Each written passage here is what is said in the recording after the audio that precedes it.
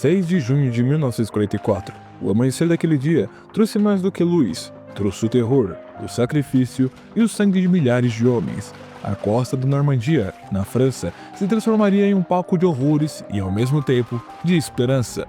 Um verdadeiro pesadelo, mas também o início do fim para o regime nazista. Você já ouviu falar sobre o dia D? Mas a verdade é que muitos esquecem que a Operação Overlord foi um dos episódios mais brutais da Segunda Guerra Mundial.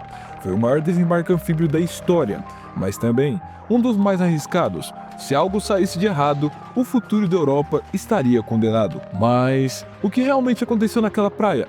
Porque soldados de diversos países se lançaram em uma missão praticamente suicida. E qual foi o verdadeiro preço pago naquele dia?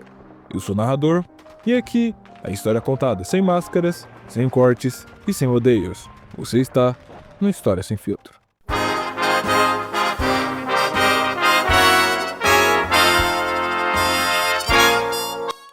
Em 1944, a Europa vivia sob o peso das botas nazistas desde 1939.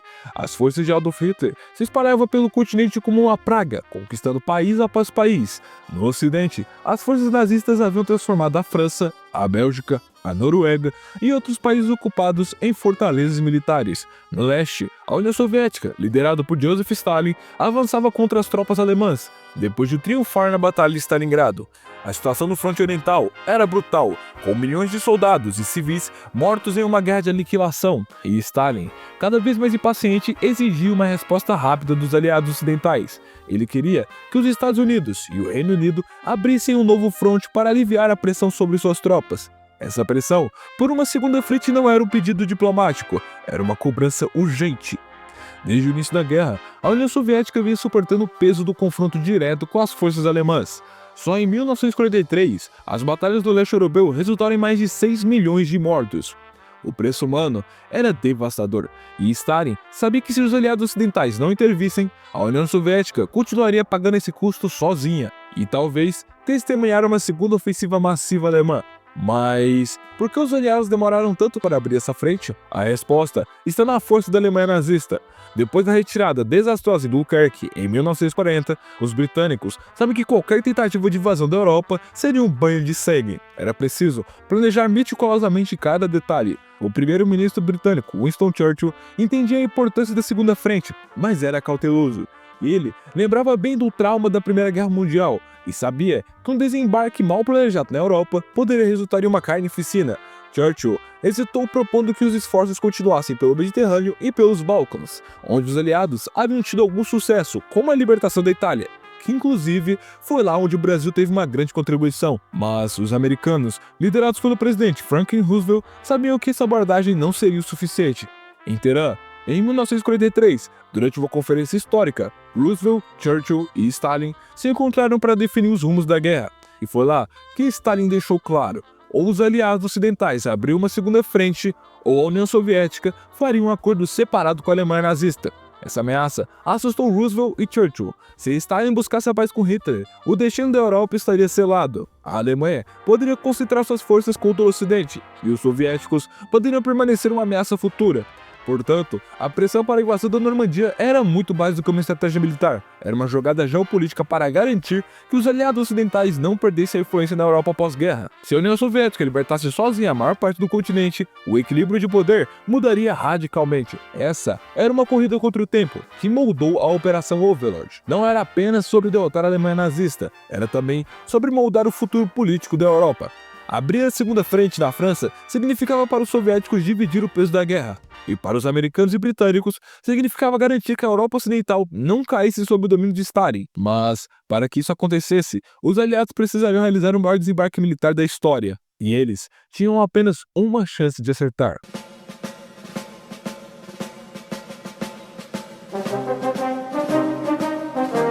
Planejar uma invasão em larga escala é uma tarefa monumental, mas a Operação Overlord, como ficou conhecida, não seria apenas uma invasão, seria o maior e mais complexo desembarque anfíbio da história militar, envolvendo mais de 156 mil soldados em um único dia. Cada detalhe precisava ser milimetricamente calculado. porque se falhassem, as consequências seriam catastróficas. A liderança desse plano ambicioso ficou a cargo do general Dwight Eisenhower, comandante supremo das forças aliadas. Mas ele não estava sozinho. O planejamento envolveu alguns dos maiores estrategistas da época, como o Marechal Bernard Montgomery, o almirante Bertrand Ramsay e o Marechal de Ar Trafford Mallory. Todos eles sabiam que o sucesso da operação dependeria de um equilíbrio delicado entre força militar e surpresa. A escolha do local do desembarque foi um dos primeiros desafios. Hitler acreditava que os aliados tentariam invadir a força através de Calais, o ponto mais próximo entre a Grã-Bretanha e o continente europeu. Mas os estrategistas aliados tomaram uma decisão ousada: atacar a Normandia, onde as defesas alemãs eram fortes, mas menos concentradas.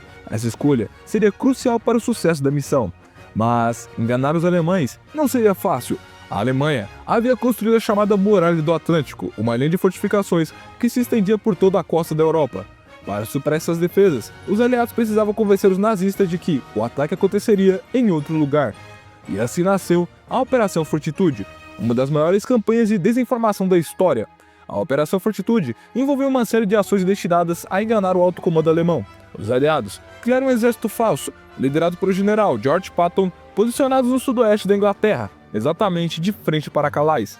Falsos rádios transmitiram mensagens codificadas, aviões sobrevoaram áreas estratégicas e até tanques infláveis foram posicionados para dar a impressão de uma grande força de invasão. E funcionou. Os alemães acreditaram que o ataque viria por Calais, e grande parte das forças nazistas foi mantida longe da Normandia no dia do desembarque.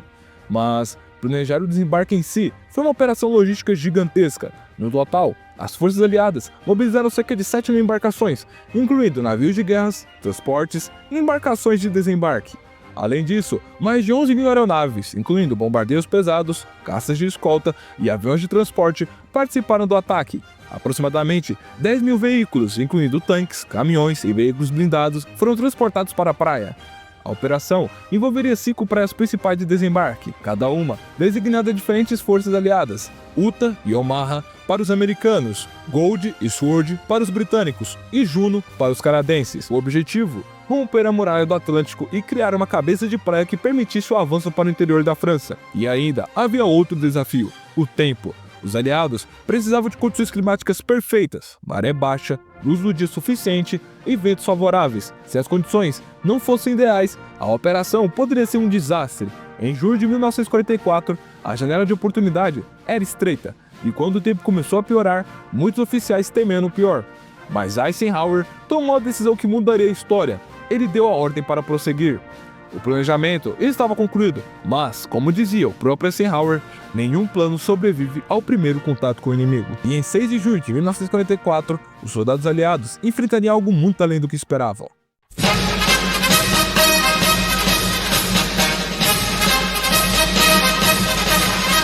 O amanhecer de 6 de junho começou com uma tensão mortal, que se espalhou por todo o Canal da Mancha. Sob um céu nublado e com uma brisa pesada, mais de 156 mil soldados aliados estavam prontos para invadir a Europa. Nas horas que antecederam o desembarque, a sala de guerra em Londres estava repleta de tensão. O comandante Eisenhower havia dado a ordem, a operação estava em andamento, e a história seria escrita nas areias da Normandia, com aço e sangue.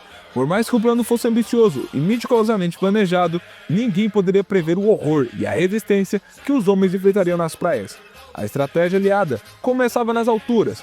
Às meia-noite e 15, centenas de aviões aliados lançaram uma série de bombardeios massivos, visando neutralizar as defesas alemãs e enfraquecer as linhas inimigas. Como seus dominados por bombardeios e caças de escolta, o objetivo era criar a maior confusão possível entre os defensores da praia. Em seguida, a Força Aérea deu suporte com a destruição das principais defesas inimigas, como artilharias e postos de comando. Ao mesmo tempo, mais de 24 mil paraquedistas aliados, distribuídos entre as forças americanas, britânicas, canadenses e polonesas, foram lançadas atrás das linhas inimigas para desorganizar e assegurar posições cruciais para a defesa, como pontes, campos de comunicação, depósitos de munição e centros de comando. As divisões de paraquedistas, como a 82ª e a 101ª Divisão Paraquedista dos Estados Unidos, desempenhavam um papel fundamental, com a missão de isolar as praias, cortar as rotas de abastecimento e interromper a comunicação entre as forças alemãs, dificultando a resposta ao avanço das forças de desembarque. O impacto da invasão aérea foi imenso, mas deu sem dificuldades. O lançamento dos paraquedistas, que tinha como objetivo maximizar a surpresa e a confusão entre os defensores, não foi completamente eficaz. Muitas das unidades aéreas foram dispersadas por erros de navegação e condições climáticas adversas, como ventos fortes e visibilidade limitada, o que fez com que muitos paraquedistas caíssem em locais errados, longe de seus pontos de encontro e objetivos. Em algumas áreas, os paraquedistas acabaram isolados, enfrentando dificuldades para se reunir e coordenar seus ataques. As forças paraquedistas sofreram perdas pesadas logo nas primeiras horas. Em particular, a 101ª Divisão enfrentou uma resistência feroz na cidade de Carentan e Sainte-Mère-Église. Os paraquedistas, além de lidarem com o fogo pesado de metralhadoras e artilharia, também enfrentaram soldados alemães que estavam bem posicionados em bunkers e postos de observação. A captura de pontos como a de Lafayette, que foi alvo de tensos combates, se tornou um símbolo da resistência implacável e das dificuldades enfrentadas pelas tropas aéreas. As baixas entre os paraquedistas foram altas, mas, apesar disso, eles cumpriram seu papel de desorganizar as forças inimigas, causaram grande confusão no comando alemão e impediram qualquer contra-ataque eficaz no setor antes que as tropas de desembarque chegassem. À medida que a luz do dia surgia, o som dos aviões cortava o céu, anunciando o início da maior invasão da história. Mas o que os aliados não sabiam era que do outro lado, os alemães estavam prontos para resistir, com todas as forças que tinham.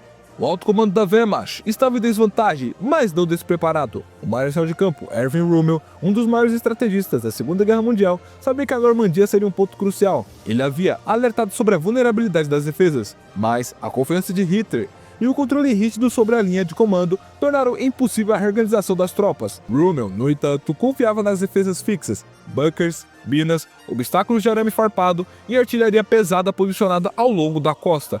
Além disso, ele detinha o comando de 3 divisões Panzer reservas. Mas ele também sabia que a resistência deveria ser feroz e que a batalha nas praias não seria vencida facilmente. Sua ideia era acabar com os aliados antes mesmo que eles desembarcassem nas praias. Porém, ele detinha poucos recursos para tal. À medida que as primeiras tropas desembarcavam, a realidade para os alemães era uma mistura de surpresa e desespero. Muitos dos soldados da Wehrmacht não estavam preparados para o peso da invasão. O diário encontrado da batalha, pertencente a um oficial alemão, descreve o terror que sentiam. Nossos homens estavam petrificados. A maioria de nós esperava a invasão em Calais. Quando vimos os aliados se aproximando, o pânico se espalhou. O desembarque nas praias começou com um estrondo. A área da Normandia logo foi tingida de vermelho, e os primeiros passos em direção à vitória se tornaram uma luta pela sobrevivência. A linha do horizonte estava turva, marcada pela espessa cortina de fumaça e o estrondo distante das explosões que ressoavam como trovões. No mar, as embarcações que levaram a 4ª Divisão de Infantaria dos Estados Unidos para Utah eram como pequenas sombras em um oceano enfurecido. A corrente do Canal da Mancha parecia conspirar contra eles, arrastando as embarcações para um ponto inesperado, 1.800 metros ao sul da zona de desembarque planejada. Com o rugido do mar em seus ouvidos, os soldados se prepararam, respirando fundo, tentando afastar o terror da incerteza. Quando as portas das lanchas de desembarque se abriram, o choque foi imediato. A areia, tingida de vermelho pelo sangue dos que já haviam caído, recebia os pés hesitantes daqueles que se lançaram à terra. Apesar da mudança de coordenadas, a resistência alemã em Utah era leve, comparada ao que outros soldados enfrentariam nas praias mais ao norte. Mas o preço da terra conquistada era sempre o mesmo: vidas perdidas. Cerca de 200 homens caíram. Ainda assim, os homens da 4ª Divisão avançaram 6,4 quilômetros. Não era o plano original, mas era o máximo que poderiam alcançar naquele primeiro dia. E por fim, fizeram contato com a 101ª Divisão de Paraquedistas, uma pequena vitória em meio ao caos. Mas, em Omaha, a verdadeira tempestade estava apenas começando. Naquela praia, o inferno se abatia com uma fúria insana. A 352ª Divisão de Infantaria da Alemanha havia preparado uma resistência brutal. Metralhadoras MG-42, as mais letais já conhecidas pelos aliados, rasgavam o ar. As minas terrestres faziam o solo tremer a cada explosão, enquanto as obstruções nas praias dificultavam a movimentação, tornando cada metro conquistado uma vitória amarga. Homens caíam ao redor, um mar de corpos, feridos e mortos, os gritos de dor se misturando ao estrondo incessante das explosões. O general Homer Bradley percebeu que a situação era desesperadora. Suas palavras mais tarde ecoariam como um lembrete sombrio da brutalidade que presenciou. Quando vi a praia de Omaha, percebi que não tínhamos opção. Ou avançávamos, ou seríamos esmagados. Não havia outra escolha senão continuar. Agora era um caminho sem volta. A moral de seus homens era colocada à prova a cada segundo, seus corpos pressionados até o limite. Mas, mesmo sob esse fogo implacável, os soldados não desistiram. Avançaram, despedaçados, mas ainda de pé. Ao longo da manhã, depois de sofrerem 2.000 baixas, a cabeça de Polk foi finalmente estabelecida. Nos outros setores, a dor era igualmente devastadora, mas os progressos não paravam de ser feitos. Em Gold, os britânicos se viam forçados a lutar contra os ventos fortes, que dificultavam o desembarque.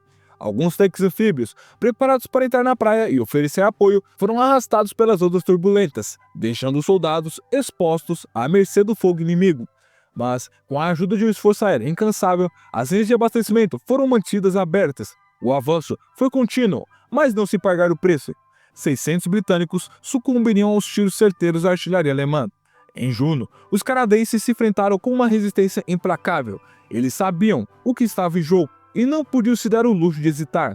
O uso tático de tanques Sherman, somado à determinação feroz, fez com que as defesas alemãs fossem rompidas, mas as perdas foram pesadas.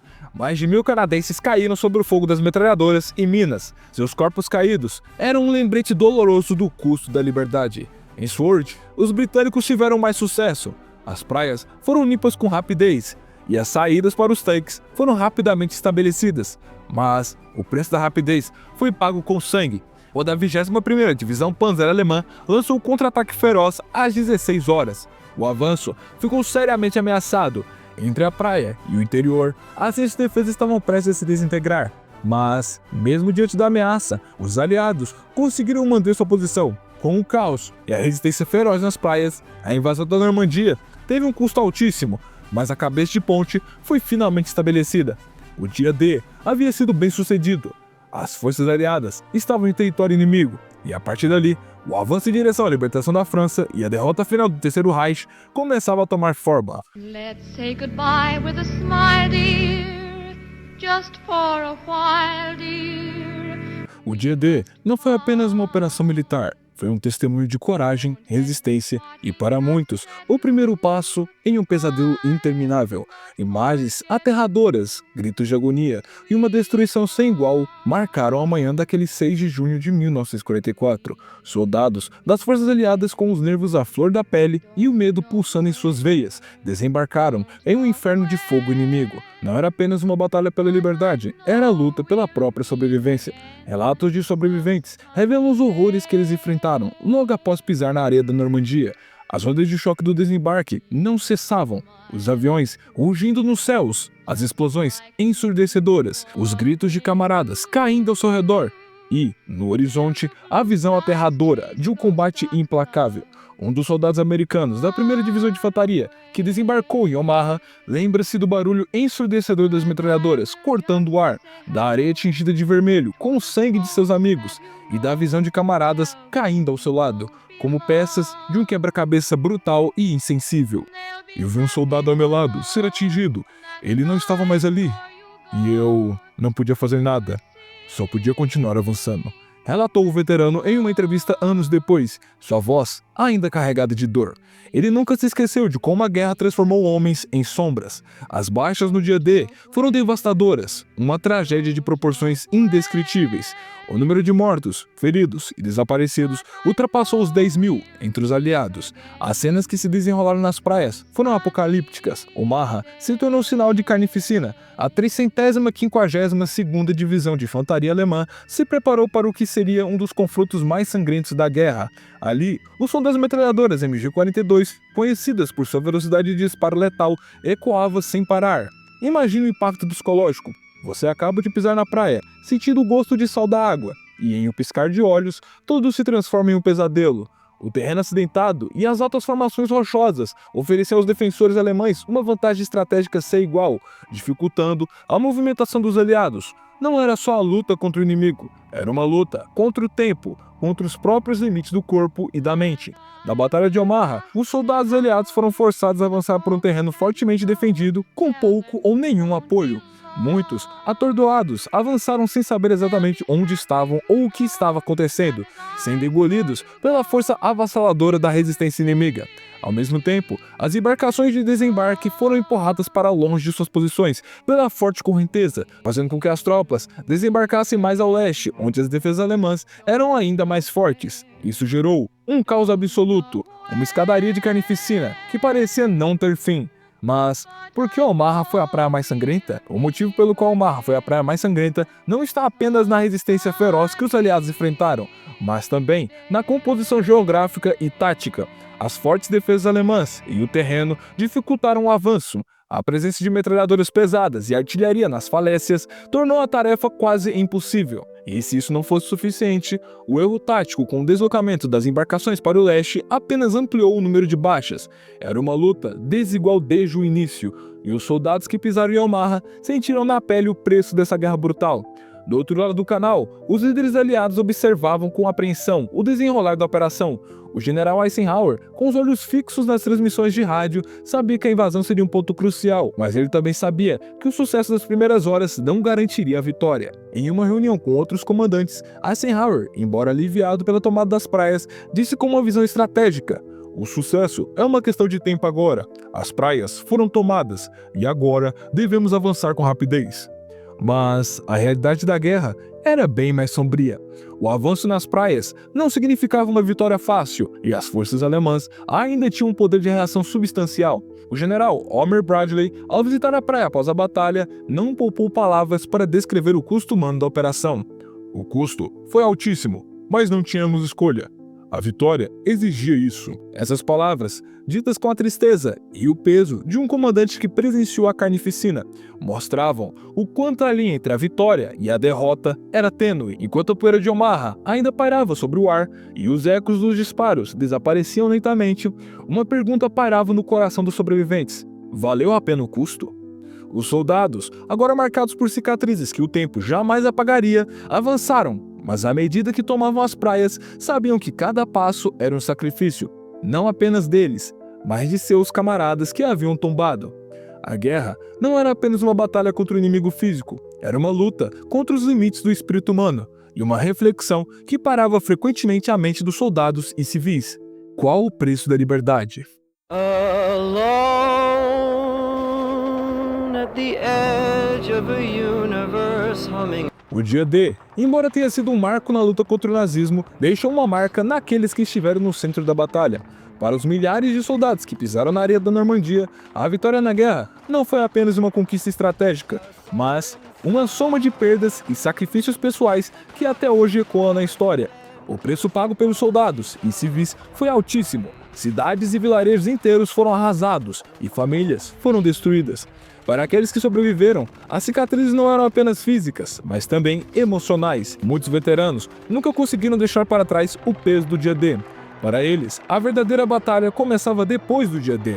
Muitos deles levaram para casa não apenas o peso físico das feridas, mas o abismo da memória. Aquele eco constante dos companheiros que caíram, a ausência dos que não voltaram. Um veterano que sobreviveu ao desembarque em Omaha, décadas depois, admitiu: "Eu nunca consegui esquecer aquele dia.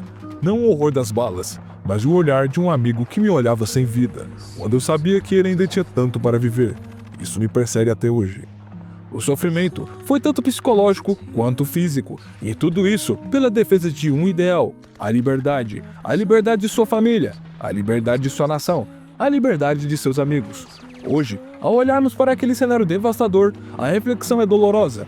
O que de fato aprendemos? A guerra de ontem, com suas cicatrizes irreparáveis, nos prepara de alguma forma para o amanhã? Ou será que, em vez de aprendermos com as lições, continuaremos a repetir os mesmos erros do passado? Como se a dor dos outros fosse algo distante, algo que pudéssemos ignorar?